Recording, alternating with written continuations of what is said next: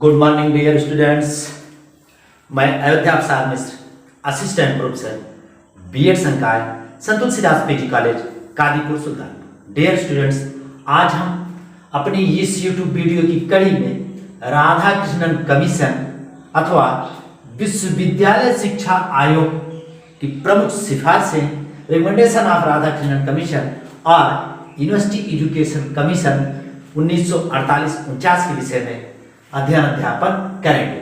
Dear students, जैसा कि हमने अपने पिछले वीडियो में चर्चा किया था कि राधा कृष्णन कमीशन अथवा विश्वविद्यालय शिक्षा आयोग 1948-49 का गठन स्वतंत्रता प्राप्ति के पश्चात किया गया था और इस विश्वविद्यालय शिक्षा आयोग का गठन उच्च शिक्षा से संबंधित या विश्वविद्यालय शिक्षा से संबंधित समस्याओं का अध्ययन करने और उसके निदान के लिए सुझाव प्रस्तुत करने के लिए किया गया था।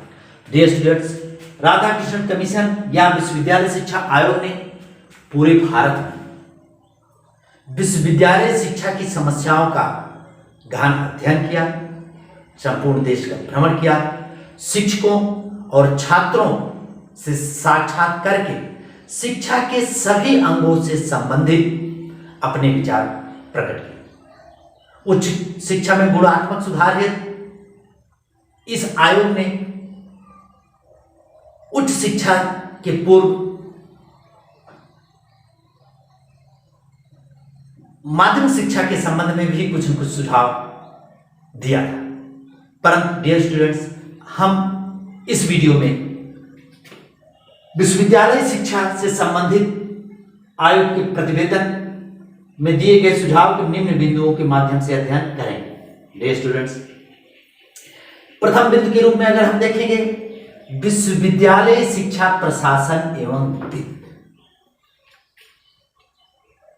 या ये कहें विश्वविद्यालय शिक्षा का प्रशासन एवं वित्त प्रबंधन के विषय में राधाकृष्णन कमीशन ने उच्च शिक्षा या शिक्षा को, जो उस समय संघ सूची का विषय था, पहला सुझाव दिया कि शिक्षा को अथवा उच्च शिक्षा को समवर्ती सूची में सम्मिलित किया जाए। क्योंकि डियर स्टूडेंट्स, हम लोग जानते हैं संघ सूची में सम्मिलित होने के कारण शिक्षा की नीति, नियोजन, कार्यान्वयन सभी कुछ केंद्र सरकार या संघ सरकार के हाथों में होता है। समवर्ती सूची में होने के बाद संघ और राज्य या प्रांत दोनों शिक्षा की नीतियों का नियोजन, संचालन, कार्यान्वयन आज सभी केंद्र और राज्य दोनों कर सकते हैं।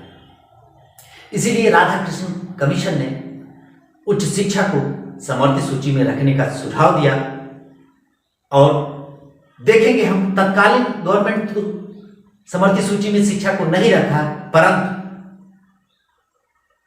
पश्चात में 42वें संविधान संशोधन द्वारा 42वें संविधान संशोधन 1976 द्वारा शिक्षा को समवर्ती सूची में रखा गया, जिससे केंद्र और राज्य शिक्षा पर दोनों नीतियां बना सके। दूसरे पॉइंट में अगर हम देखेंगे डियर स्टूडेंट्स, विश्वविद्यालयों के आंतरिक प्रशासन के लिए प्रत्येक विश्वविद्यालयों में समिति गठन किए जाने का सुझाव दिया और साथ ही साथ उनके कार्यक्षेत्र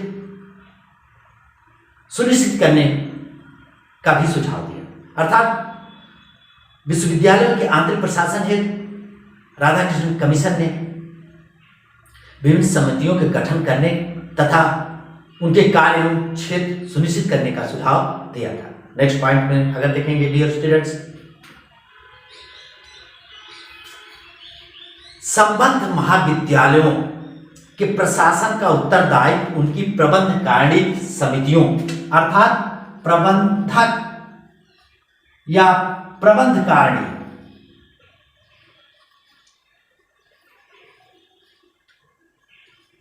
कारिणी समितियों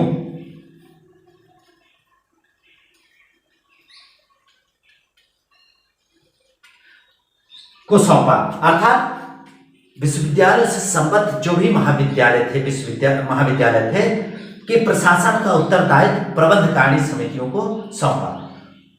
और नेक्स्ट पॉइंट के रूप में अगर देखेंगे डियर स्टूडेंट्स, उच्च शिक्षा का जो वित्तीय भार था अभी तक सिर्फ केंद्र सरकार को, और देखेंगे स्वतंत्रता के पहले हस्तांतरित विषय के रूप में प्रांतों को दिया गया था। तो राधाकृष्णन कमीशन ने सुझाव दिया कि केंद्र और राज्य या जिसे राजनीतिक भाषा में या राजनीति शास्त्र की भाषा में प्रांत, केंद्र और प्रांतों को दोनों को संयुक्त रूप से वहन करने का सुझाव देता है। नेक्स्ट पॉइंट रूप में अगर देखेंगे डियर स्टूडेंट्स, विश्वविद्यालय के कार्यों में एक रूपता लाने के लिए, अर्थात संपूर्ण भारत के सभी विश्वविद्यालयों के कार्यों में एक रूपता लाने के लिए विश्वविद्यालय और महाविद्यालयों को जो अभी तक अनुदान देने के लिए विश्वविद्यालय अनुदान समिति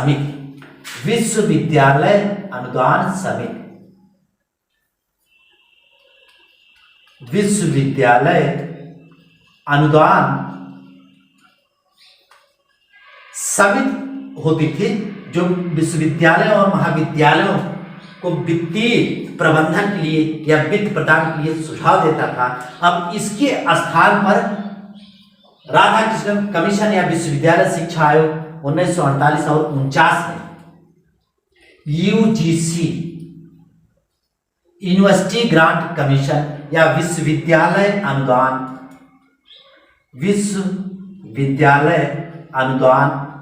आयोग विश्वविद्यालय अनुदान आयोग गठित करने का सुझाव देता है, जिसको कार्य रूप में 28 दिसंबर 1953 को भारत सरकार ने विश्वविद्यालय अनुदान आयोग का गठन कर दिया और एक संसदीय कानून के तहत इसको एक स्वतंत्र निकाय के रूप में 1956 में एक स्वतंत्र निकाय के रूप में इसका गठन किया गया। डियर स्टूडेंट्स, पहले पॉइंट के अंतर्गत हमने आज विश्वविद्यालय शिक्षा प्रशासन और वित्त के विषय में पढ़ा, जिसमें हमने 42वां संविधान संशोधन के तहत शिक्षा को समर्थित सूची में रखा गया, यूनिवर्सिटी ग्रांट कमीशन की स्थापना की गई। नेक्स्ट पॉइंट रूप में देखेंगे उच्च शिक्षा के उद्देश्य। डियर स्टूडेंट्स, जैसा कि हम लोग जानते हैं परतंत्रता के काल में उच्च शिक्षा का उद्देश्य अंग्रेजों द्वारा अपनी स्वार्थ पूर्ति के लिए निर्धारित किया गया था। स्वतंत्रता के पश्चात भारत की परिस्थितियों में बदलाव होता है और भारत सरकार द्वारा गठित राधाकृष्णन आयोग ने उच्च शिक्षा के उद्देश्य को अपने प्रतिवेदन में निम्न बिंदुओं के माध्यम से निर्धारित किया। अर्थात कहने का तात्पर्य स्वतंत्रता के पश्चात भारत में लोकतंत्रात्मक व्यवस्था की स्थापना होती है, लोकतंत्रात्मक व्यवस्था को अपनाता है और लोकतंत्रात्मक व्यवस्था की मजबूती योग्य और कुशल नागरिकों के कंधे पर या योग्य और कुशल नागरिकों के ऊपर निर्भर करती है। इसलिए उच्च शिक्षा का प्रथम उद्देश्य राधाकृष्णन आयोग द्वारा जो निर्धारित किया गया, योग्य नागरिकों का निर्माण करना, योग्य नागरिकों का निर्माण करना। क्योंकि डियर स्टूडेंट्स, किसी भी व्यवस्था उसके सदस्यों, अगर देश है, उसके नागरिकों के ऊपर निर्भर करती है। योग्य और कुशल नागरिक हो गए, स्वाभाविक सी बात है उस देश का उत्तरोत्तर विकास होगा। नेक्स्ट पॉइंट में व्यक्तियों का सर्वांगीण अथवा या नागरिकों का सर्वांगीण और सर्वोन्मुखी विकास है। सर्वांगीण सर्वांगीण अथवा सर्वोन्मुखी विकास, अर्थात नागरिकों का सभी प्रकार से विकास करना जिससे वो अपने भावी जीवन में किसी भी समस्या का समाधान ढूंढने में कुशल। नेक्स्ट पॉइंट के रूप में अगर देखेंगे डियर स्टूडेंट्स, भारतीय शिक्षा का जो प्राचीन उद्देश्य एक होता था वसुधैव कुटुंबकम। राधाकृष्णन आयोग ने विद्यार्थियों में विश्व बंधुत्व की भावना का विकास करना उच्च शिक्षा का अगला उद्देश्य निर्धारित किया गया था। विश्व बंधुत्व की भावना, विश्व बंधुत्व की भावना का विकास करना, या ये कहें वसुधैव कुटुंबकम की भावना का निर्माण करना अपने नागरिकों में उच्च शिक्षा का एक उद्देश्य, अगला उद्देश्य निर्धारित करता है। नेक्स्ट उद्देश्य के रूप में देखेंगे डियर स्टूडेंट्स, लोकतंत्र का स्तंभ कहा जाने वाला और 1789 के फ्रांसीसी क्रांति का जो 3 शब्द था, समानता, स्वतंत्रता और बंधुत्व, अर्थात बालकों में या नागरिकों में समानता, स्वतंत्रता,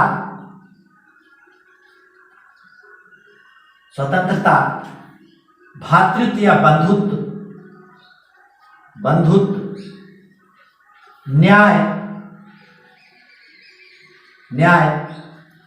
एवं सामाजिक न्याय आदि गुणों का विकास करना। डियर स्टूडेंट्स, नेक्स्ट उद्देश्य में जो प्राचीन और मध्यकाल में भी शिक्षा का उद्देश्य था, अपनी संस्कृति का संरक्षण, संवर्धन और प्रसार करना, अर्थात ये कह सकते हैं संस्कृति का संवर्धन करना, संरक्षण करना उच्च शिक्षा का उद्देश्य राधाकृष्णन आयोग ने अपनी सिफारिशों में प्रमुख रूप से उद्धृत किया। नेक्स्ट पॉइंट ग्रुप में अगर डियर स्टूडेंट देखेंगे, विश्वविद्यालय शिक्षा का संगठन एवं संरचना। डियर स्टूडेंट्स, उच्च शिक्षा या विश्वविद्यालय शिक्षा के संगठन और संरचना के विषय में राधाकृष्णन आयोग ने जो प्रतिवेदन में दिया था, उसमें अगर देखें उच्च शिक्षा को 3 भागों में डिवाइड किया। स्नातक या जिसे ग्रेजुएशन कहते हैं, स्नातक,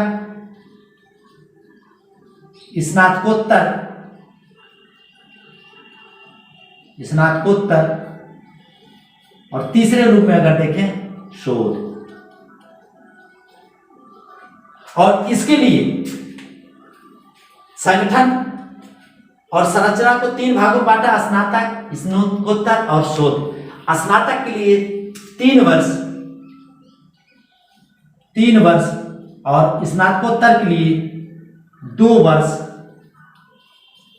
और शोध के लिए निम्नतम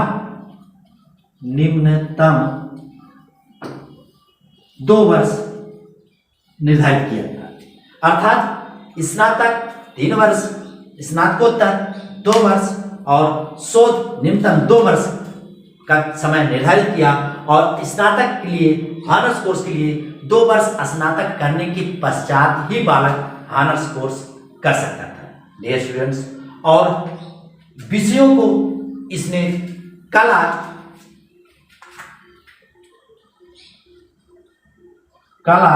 विज्ञान, वाणिज्य,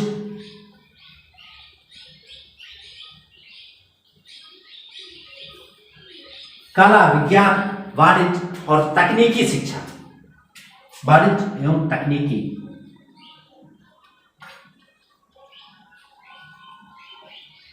तकनीकी शिक्षा में विभाजित किया। और आगे चल करके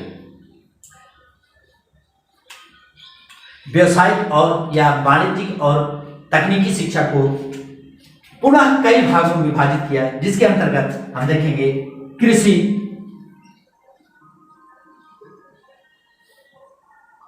एवं तकनीकी, वाणिज्य या जिसे हम कॉमर्स कहते हैं, वाणिज्य चिकित्सा,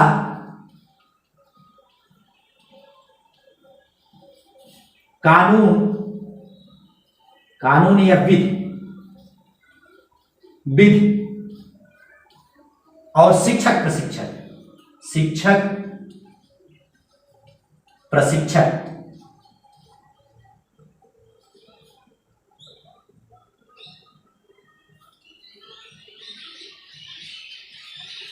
प्रशिक्षक भागों में भी विभाजित किया। डियर स्टूडेंट्स, और जो कंपटीशन में बहुत पूछा जाता है, राधाकृष्णन आयोग ने ही सर्वप्रथम ग्रामीण विश्वविद्यालयों की स्थापना का विचार दिया था। ग्रामीण विश्वविद्यालय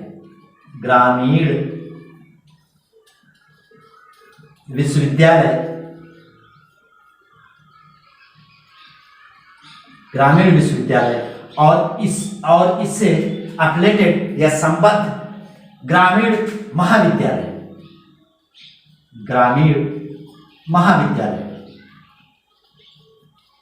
क्योंकि डियर स्टूडेंट्स, उस समय भारत और वर्तमान में भी देखिए, भारत गांव का देश है और भारत की आत्मा आज भी गांव में बसती है।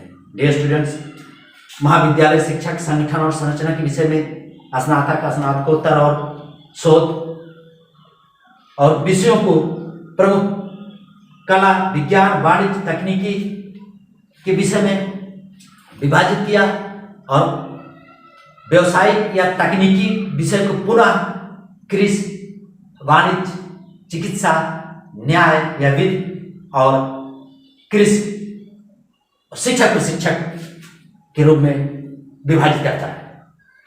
नेक्स्ट पॉइंट के रूप में देखेंगे डियर स्टूडेंट्स, उच्च शिक्षा का पाठ्यक्रम।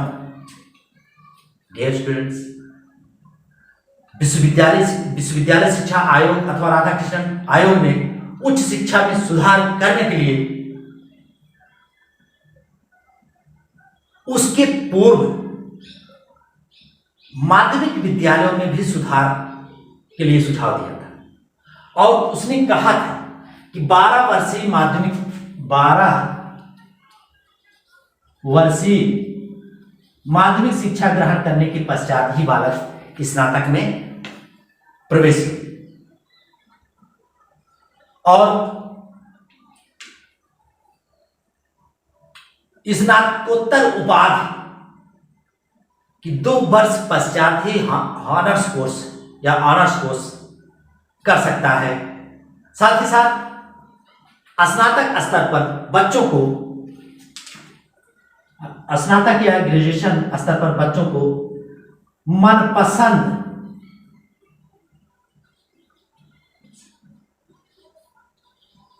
मनपसंद विषय को चुनने का अवसर दिया जाए